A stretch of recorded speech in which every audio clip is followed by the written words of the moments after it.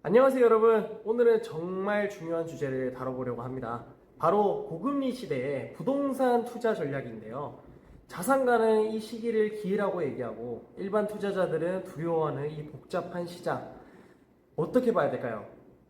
오늘은 부동산 개발 컨설팅 기업 비담의 홍창한 대표님을 모시고 같이 이야기를 나눠보겠습니다. 깨알 같은 부동산 정보를 나누는 수다. 깨부수다. 안녕하세요 대표님. 오늘은 어떤 이야기를 해주실 건가요? 안녕하세요. 지금처럼 금리가 높은 시기에는 더더욱 투자자들이 구조에 대해서 이해할 필요가 있습니다. 오늘은 그런 내용을 함께 이야기해 보도록 하겠습니다. 우선 이 금리라는 게 도대체 왜 부동산 시장을 이렇게 뒤흔드는 걸까요? 네, 아주 좋은 질문인 것 같아요. 금리는 단순히 대출 이자를 넘어서서 시장 전체의 방향을 결정짓는 아주 중요한 요소입니다. 저금리 시기에는 돈이 풀려서 자산 가격이 상승하죠. 그리고 반대로 고금리 시기에는 대출이 줄고 투자 심리가 위축되어서 자산 가격을 하락시키는 요인이 됩니다. 특히 수익형 부동산은 수익률로 가치가 매겨지다 보니까 금리가 오르면 기대 수익률도 올라가게 됩니다. 매입가는 자연스럽게 내려가게 되죠. 예를 들어서 연 3천만 원을 벌어들이는 상가가 있다고 가정을 해 보시죠. 저금리 시기에는 기대 수익률이 금리에 기준되기 때문에 4% 수익률 기준으로 약 7억에서 8억 정도 수준에 팔릴 겁니다. 하지만 고금리 시기가 되면 기대 수익률이 6% 수준까지 올라가게 되고 매가는 임대료가 고정되어 있다고 하는 가정하에 약 5억까지 떨어지게 됩니다.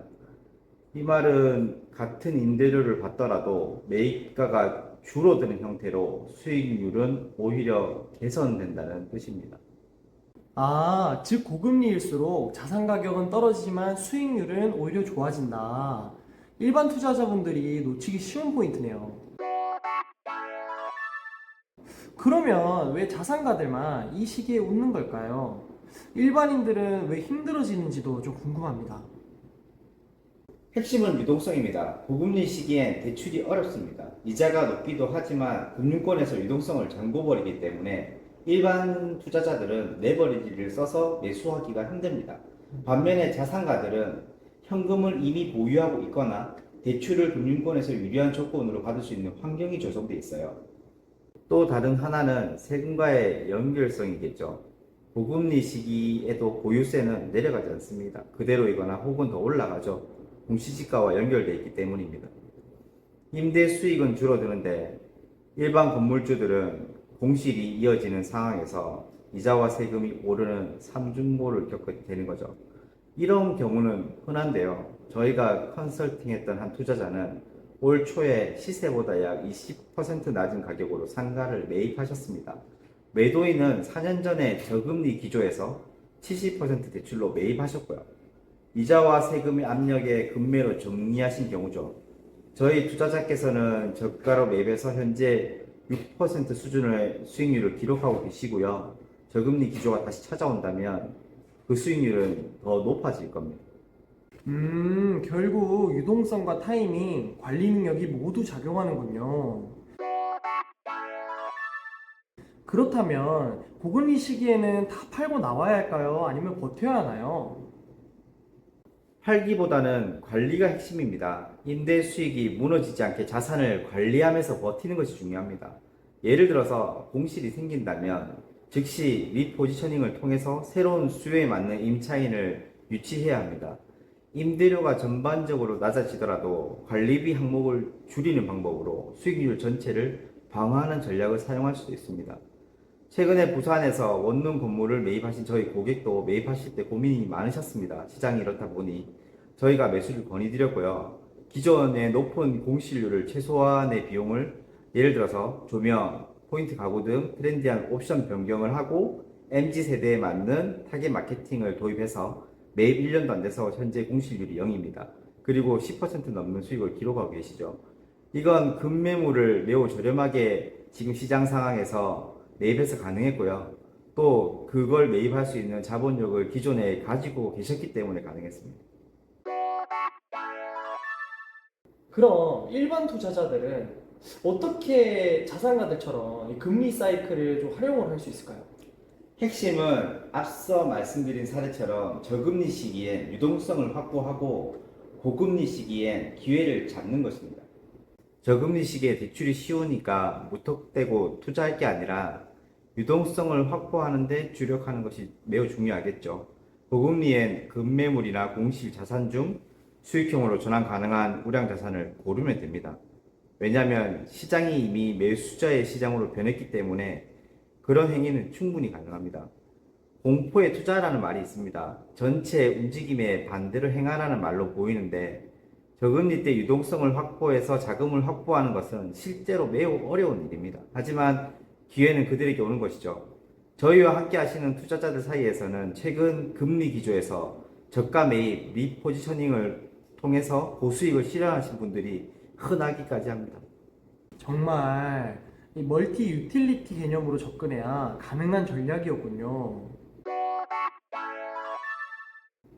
그러면 앞서 세금 이야기를 잠깐 하셨는데요. 금리와 세금은 어떤 관계인가요?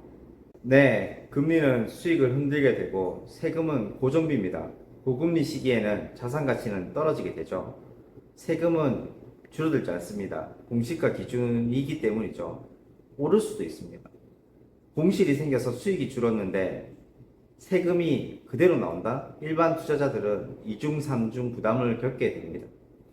오랜 기간 상가를 보유하셨던 한 분은 유동성을 평상시에 확보하지 못했습니다. 최근에 월세가 20% 이상 줄었고요. 재산세와 종부세는 작년보다 오히려 증가했습니다. 공시가 이의 신청을 했는데 조정받지 못했고 세금이 400만 원 이상 부과되었더라고요. 결국 소유한 부동산 일부를 금매로 매각하면서 필요 자금을 조달했습니다. 공시지가 이의 신청, 임대사업자 등록 같은 절세 방안을 활용해서 중장기적으로는 보유 구조를 개인에서 법인으로 바꾸는 방법도 하나의 방법이 될 수는 있습니다. 그럼 마지막으로 자산 유형에 따라 대응 방법도 다 다를 것 같은데요. 네, 맞습니다. 유형별로 전략이 다 다르겠죠. 예를 들어 보겠습니다. 소형 상가는 매출 탄력이 높은 업종으로 교체하면서 점포를 분할하고 각계 임대료를 낮추는 방법으로 수요층을 증가시킬 수 있습니다. 원룸은 세대 내부 환경을 개선해야 되는데 옵션을 증가시키고 방음과 환기 같은 방법을 사용할 수 있습니다. 오피스텔은 단기 임대를 활용해서 공실에 적극 대응해야 되고요. 꼬마 빌딩은 옥상과 지하 창고처럼 비어있는 공간의 활용화가 유효할 것입니다. 중대형 상가는 대형 브랜드 입점을 할 수 있는 전략을 세워야 유효하겠습니다.